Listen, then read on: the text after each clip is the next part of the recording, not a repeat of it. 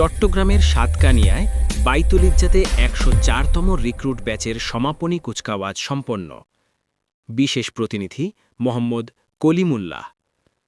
চট্টগ্রামের সাতকানিয়া উপজেলার ঐতিহ্যবাহী বাইতুল ইজ্জাতে অবস্থিত border guard training center and কলেজে ১০৪তম রিক্রুট ব্যাচের সমাপনী কুচকাওয়াজ অনুষ্ঠান সফলভাবে সম্পন্ন হয়েছে। বুধবার ১৪ জানুয়ারি ২০২৬ সকালে আয়োজিত এই বর্ণাঢ্য ও শৃঙ্খলাবদ্ধ অনুষ্ঠানে প্রধান অতিথি হিসাবে উপস্থিত ছিলেন গণপ্রজাতন্ত্রী বাংলাদেশ সরকারের মাননীয় উপদেষ্টা স্বরাষ্ট্র ও কৃষি মন্ত্রণালয় লেফটেন্যান্ট জেনারেল মোহাম্মদ জাহাঙ্গীর আলম চৌধুরী অবসর। অনুষ্ঠানের শুরুতে জাতীয় সঙ্গীত পরিবেশনের মাধ্যমে সমাপনী কুচকাওয়াজের আনুষ্ঠানিকতা শুরু হয়।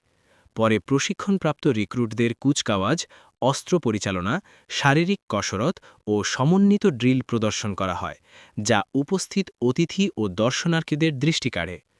এই অনুষ্ঠানে বিশেষ অতিথি হিসেবে উপস্থিত ছিলেন border guard training center and কলেজের commandant brigadier general Kazi Nahiduzzaman PBGM PSC. এছাড়াও উপস্থিত ছিলেন কর্নেল আব্দুল আল জাহিদ পিএসসি, সাতকানিয়া উপজেলা নির্বাহী কর্মকর্তা, আল শেফাক হাসপাতালের পরিচালক ডাক্তার নুরুল হক সহ বিভিন্ন সামরিক ও বেসামরিক কর্মকর্তাবৃন্দ। সমাপনী কুচকাওয়াজ অনুষ্ঠানে সাতকানিয়ায় কর্মরত প্রিন্ট ও ইলেকট্রনিক মিডিয়ার সাংবাদিকরা উপস্থিত থেকে অনুষ্ঠানটি কাভার করেন।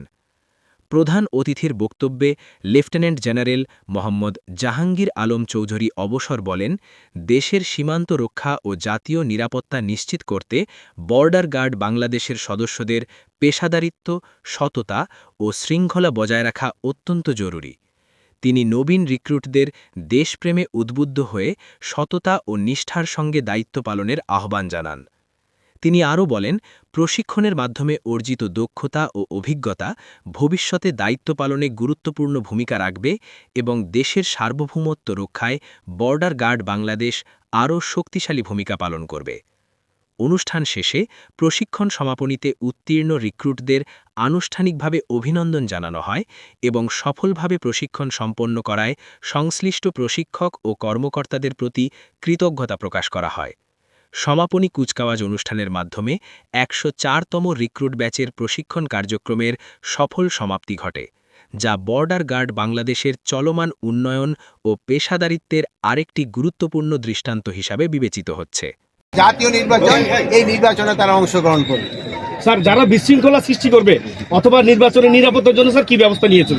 এই যে নির্বাচনে যারা বিশৃঙ্খলা সৃষ্টি করবে তাদের জন্য কিন্তু ফোর্সের সংখ্যা বাড়ানো হচ্ছে এবং কেউ বিশৃঙ্খলা সৃষ্টি করতে পারবে না। আপনারা যদি সবাই সহযোগিতা করেন, নির্বাচন খুব শান্তিপূর্ণভাবে হয়ে যাবে। স্যার, আমরা একটু কথা বলতে চাই। আমার নাম আলামিন সজল, আমি ইন্ডিপেন্ডেন্টে কাজ করি, ঢাকা থেকে আসছি। আমরা একটু মিয়ানমারের সাথে কথা বলতে চাই।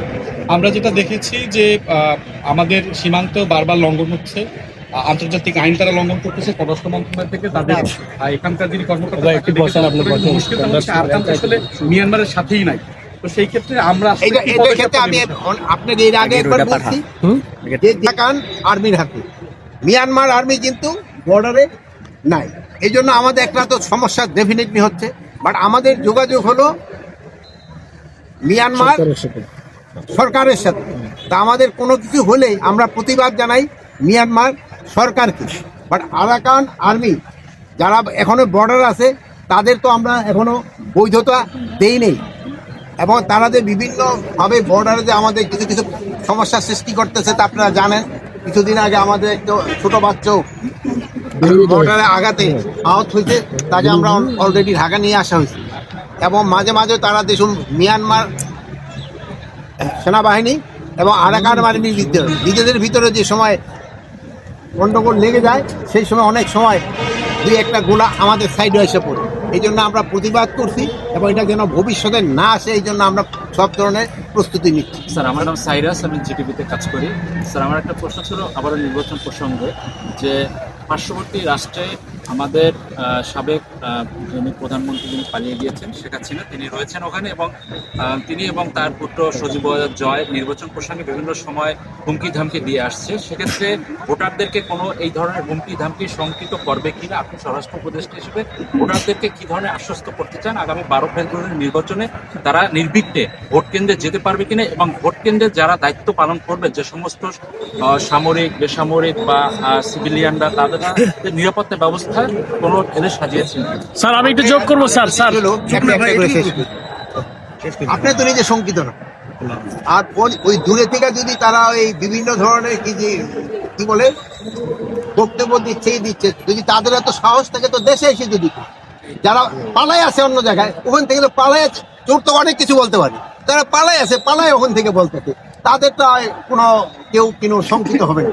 যদি ওনাদের সাহস থাকে দেশের ভিতরে আসুক, আইসা আইনের আওতায় আইনের আশ্রয় নেই এবং তারা তাদের কথা বলুন। অন্য দেশে পালায় কথা বললে তো ওইটা কোনো ভ্যালু নেই। স্যার পালিয়ে থাকা যাদের অনুসারী আপনার বাহিনীর মধ্যে আছে, তারা কি কোনো ক্ষতির কারণ হয়ে দাঁড়াবে? পালিয়ে ছাড়া আমাদের বাহিনীর ভিতরে কোনো নাই, পালাই ছাড়া আমাদের বাহিনীর ভিতরে কেউ নাই। Thank you sir. যেমন আপনাদের ভিতরে কোনো পালাই ছাড়া বাহিনী আপনাদের ভিতরে নাই, আপনাদের ভিতরে কেউ আছে পালাই এলার, ওইরকম বাহিনীর ভিতরেও নাই। কয়েকদিন